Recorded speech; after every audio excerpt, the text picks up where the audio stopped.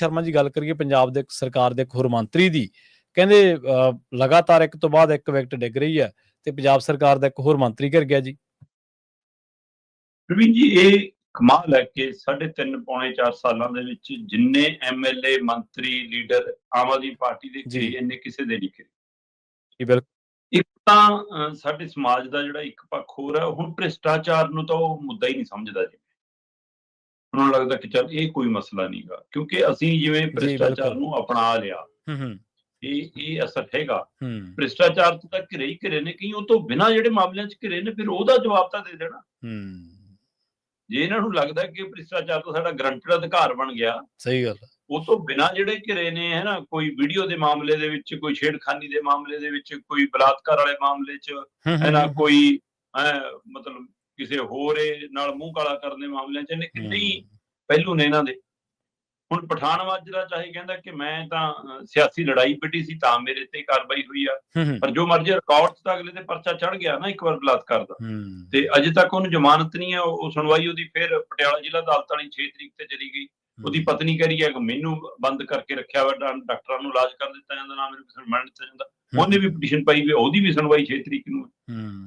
ਪਰ ਇੱਕ ਹੋਰ ਇਹਨਾਂ ਦੇ ਮੰਤਰੀ, ਮੁੱਖ ਮੰਤਰੀ ਭਗਵੰਤ ਮਾਨ ਦੀ ਕੈਬਨਿਟ ਦੇ ਮੰਤਰੀ ਡਾਕਟਰ ਬਲਬੀਰ ਸਿੰਘ ਜਿਹੜੇ ਸਿਹਤ ਮੰਤਰੀ ਨੇ, ਉਹ ਜਿਨਸੀ ਸ਼ੋਸ਼ਣ ਮਾਮਲੇ 'ਚ ਘਿਰੇ ਜੀ।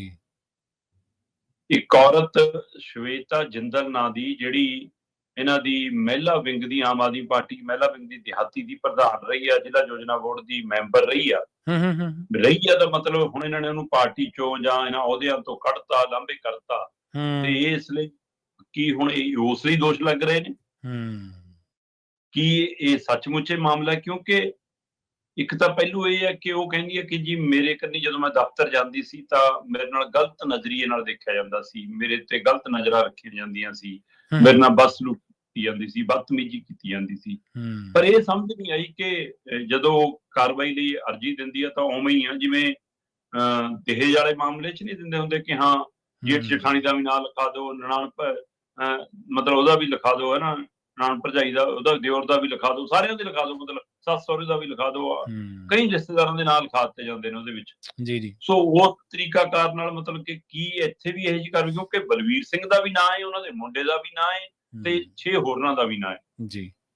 ਸੋ ਕੀ ਸੱਚਮੁੱਚ ਇਹ ਪਹਿਲੂ ਹੈਗਾ ਕਿ ਇਹਨਾਂ ਸਾਰਿਆਂ ਨੇ ਇਹ ਬਦਸਲੂਕੀ, ਜਿਨਸੀ ਸ਼ੋਸ਼ਣ, ਛੇੜਖਾਨੀ ਜਾਂ ਦੇਖ ਦਿਖਾਈਆ, ਗਲਤ ਨਜ਼ਰੀ ਨਾਲ? ਕਿਉਂਕਿ ਇਹ ਤਾਂ ਇਹਦਾ ਕੋਈ ਤੱਥ ਸਬੂਤ ਤਾਂ ਹੋਣਾ ਨਹੀਂ ਕਿ ਮੇਰੇ ਕੰਨੀ ਮਾੜੀ ਨਜ਼ਰ ਨਾਲ ਦੇਖਦੇ ਨੇ।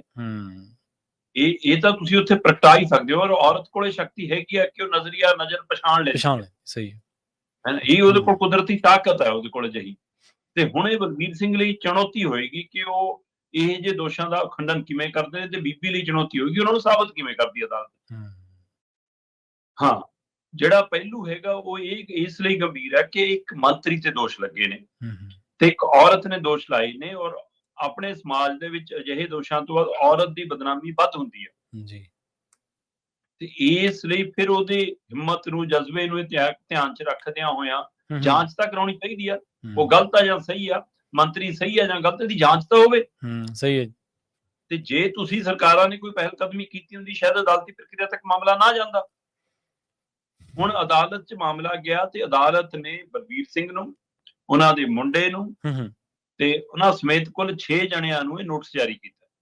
ਠੀਕ ਹੈ ਜੀ। ਤੇ ਉਹਨਾਂ ਨੂੰ ਨੋਟਿਸ ਜਾਰੀ ਕਰਕੇ 23 ਅਕਤੂਬਰ ਨੂੰ ਪੇਸ਼ ਹੋਣ ਲਈ ਕਹਿ ਦਿੱਤਾ ਜੀ। ਮੈਂ ਦੱਸ ਦਿਆਂ, ਇਹ ਨੋਟਿਸ ਹੈ ਜੀ, ਕੋਈ ਸੰਮਨ ਨਹੀਂ ਹੈ ਜੀ। ਇਹਦੇ ਜਵਾਬ ਦੇ ਵਿੱਚ ਜਦੋਂ ਬਲਬੀਰ ਸਿੰਘ ਹੋਰੀ ਤੇ ਉਹਨਾਂ ਦੇ ਬੇਟਾ ਜਾਂ ਉਹਨਾਂ ਦੇ ਹੋਰ ਸਾਥੀ ਨਾਲ ਦੇ ਆਪਣਾ ਪੱਖ ਰੱਖਣਗੇ, ਜੇ ਉਹ ਤਸੱਲੀ ਨਹੀਂ ਹੁੰਦੀ ਮਾਣਯੋਗ ਅਦਾਲਤ ਦੀ, ਫਿਰ ਹੋ ਸਕਦਾ ਉਹਨੂੰ ਸੰਮਨ ਜਾਰੀ ਹੋਣ, ਫਿਰ ਅਗਲੀ ਪ੍ਰਕਿਰਿਆ ਹੋਵੇ। ਸੋ ਹੁਣ 23 ਅਕਤੂਬਰ ਦੇਖਣ ਵਾਲੀ ਗੱਲ ਹੋਏਗੀ। ਪਰ ਸਵਾਲ ਤਾਂ ਬਿਲਕੁਲ ਤੁਹਾਡਾ ਦਰੁਸਤ ਹੈ ਕਿ ਆਮ ਆਦਮੀ ਪਾਰਟੀ ਦੀਆਂ ਵਿਕਟਾਂ ਕਿਉਂ ਡਿੱਗ ਰਹੀਆਂ? ਇਹਦਾ ਮਤਲਬ ਸਾਰਾ ਹੀ ਇਹੋ ਜਿਹਾ ਸਟੱਫ ਕੋਈ ਇਕੱਠਾ ਕਰ ਲਿਆ ਜਾਂ ਸਾਰਿਆਂ ਦੀ ਰਾਜਨੀਤੀ ਇੰਨੀ ਹਲਕੀ ਹੈ ਕਿ ਕੁਛ ਵੀ ਕਿਸੇ ਨੂੰ ਘੇਰ ਲਓ, ਕੁਛ ਵੀ ਕਹਿ ਕੇ। ਹਾਂ, ਬਲਬੀਰ ਸਿੰਘ ਹੋਰੀ ਪਹਿਲਾਂ ਵੀ ਇੱਕ ਮਾਮਲੇ 'ਚ ਸਜ਼ਾ ਜ਼ਾਬਤਾ ਨੇ, ਆਪਣੇ ਹੀ ਪਰਿਵਾਰਕ ਸਹੁਰਿਆਂ ਦੇ ਨਾਲ ਜ਼ਮੀਨ ਦੇ ਮਾਮਲੇ 'ਚ ਰੋਪੜ ਦੀ ਅਦਾਲਤ ਨੇ ਉਹਨੂੰ ਸਜ਼ਾ ਸੁਣਾਈ ਸੀ, ਪਰ ਉਹ ਤਾਂ ਉੱਪਰਲੀ ਅਦਾਲਤ 'ਚ ਜਾ ਕੇ ਰੋਕ ਲੱਗ ਗਈ। ਰੋਕ ਲੱਗਣ ਕਰਕੇ ਉਹਨਾਂ ਦੀ ਅਜੇ ਵਿਧਾਇਕੀ ਤੇ ਮੰਤਰੀਸ਼ਿਪ ਬਰਕਰਾਰ ਆ। ਇਸ ਲਈ ਇਸ ਕਤਾਰ 'ਚ ਵੀ ਇਹਨਾਂ ਦੇ ਕਈ ਖੜੇ ਨੇ ਜੀ। ਉਹ ਵੀ ਇੱਕ ਹੋਰ ਨੂੰ ਹੁਣ ਸਜ਼ਾ ਹੋਈ ਹੈ ਇਟਲੀ ਅਦਾਲਤ ਦੀ, ਉਹਨੇ ਉੱਪਰ ਚੈਲੰਜ ਕੀਤਾ। ਹੁਣ ਉਹ ਵੀ ਦੇਖਣ ਵਾਲੀ ਗੱਲ ਹੈ ਕਿ ਉਹ ਬਚਦਾ ਕਿ ਨਹੀਂ ਬਚਦਾ, ਉਹਦੀ ਵਿਧਾਇਕੀ ਬਚਦੀ ਹੈ ਜਾਂ ਨਹੀਂ ਬਚਦੀ। ਹੂੰ, ਪਰ ਹੂੰ। ਇੱਥੇ ਬਲਬੀਰ ਸਿੰਘ ਹੋਰਾਂ ਦੀਆਂ, ਡਾਕਟਰ ਬਲਬੀਰ ਸਿੰਘ ਹੋਰਾਂ ਦੀਆਂ ਮੁਸ਼ਕਲਾਂ ਵੱਧਦੀਆਂ ਨਜ਼ਰ ਆ ਰਹੀਆਂ। ਜੀ, ਬਿਲਕੁਲ।